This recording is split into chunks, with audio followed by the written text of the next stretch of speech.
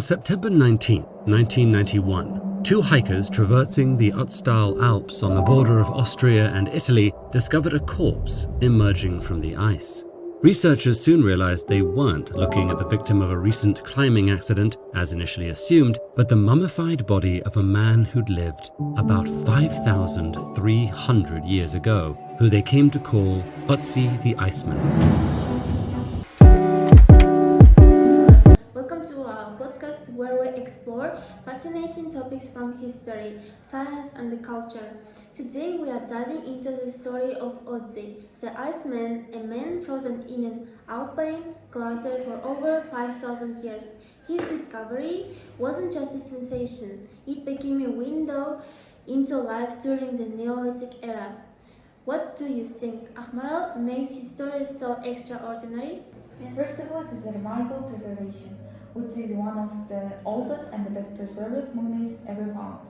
He was discovered in 1991 by two hikers near the Italian-Austrian border.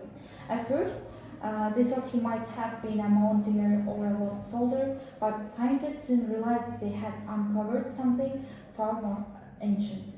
Along with his body, they found a treasure trove of artifacts like a copper axe, a quiver of arrows, leather clothing, and brass stuffed shoes. That alone makes him unique. Absolutely, but it's not just the objects that make him fascinating, it's what modern science has revealed about him. His genetic profile has provided incredible insights. For instance, he had Lyme disease, heart disease, and was predisposed to arterial a condition we often associate with modern lifestyles. And here is a twist. His closest living relatives today are on the island of Sardinia. That's such a surprising connection, and there's also the mystery surrounding his death. For years, people thought he had frozen in snowstorm, but in 2001, researchers found an arrowhead lodged in his shoulder. It had pierced an artery, and the evidence suggested he died within minutes from blood loss. So now we know Otzi was murdered, making this a 5,000-year-old cold case. Exactly, it's like the ultimate unseen crime mystery, and there is more. Scientists have uncovered clues about his lifestyle. For example, Otzi had 61 tattoos, most of them located near joints affected by arteritis. Researchers believe these tattoos may have been used for pain relief, possibly as part of a primitive form of acupuncture. That's incredible, and let's not forget his first aid kit. Otzi carried two types of mushrooms. One was used as tinder for starting fires, while the other, birch polypore, has antibacterial properties. Scientists think he used it to treat wounds or even ingested it for pain relief. This shows that people of his time had a surprisingly advanced understanding of natural medicine. It's amazing how much we can learn about ancient health practices from him. But his life wasn't just about survival, it also reflected the cultural changes of his era.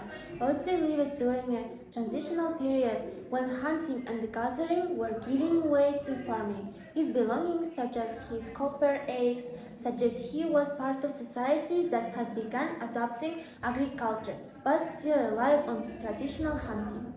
That's a fascinating blend of lifestyles. And speaking of his tools, let's not overlook the craftsmanship of his weapons. His arrows were made from viburnum and cornel wood materials chosen for their strength and flexibility. And then there's the copper axe, one of the oldest metal tools ever found in Europe.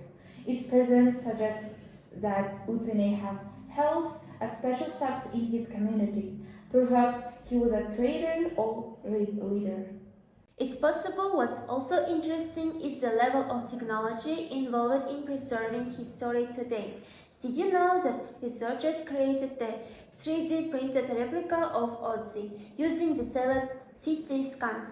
They reconstructed his body layer by layer.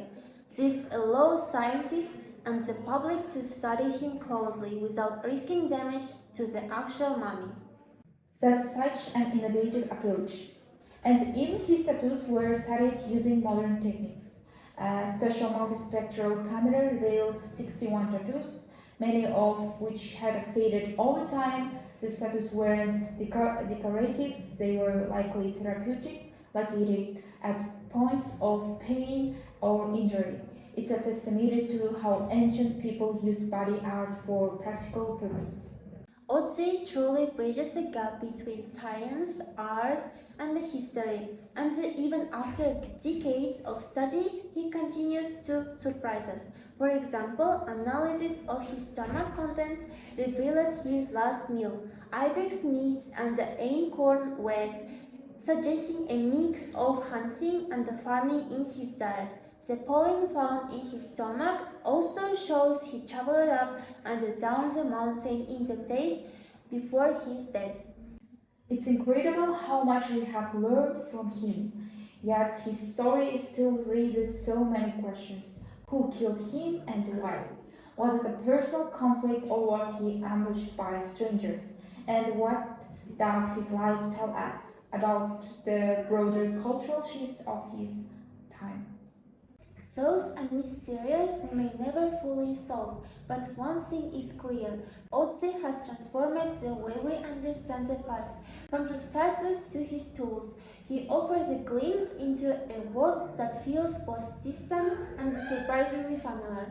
Absolutely, Otzi isn't just a mummy. He's a storyteller, a bridge between the ancient and the modern. And as technology advances, who knows what other secrets he'll reveal. That's a great thought to end on. Thank you for your listening, everyone. Let us know what you found most fascinating about Otzi's life and the legacy. See you next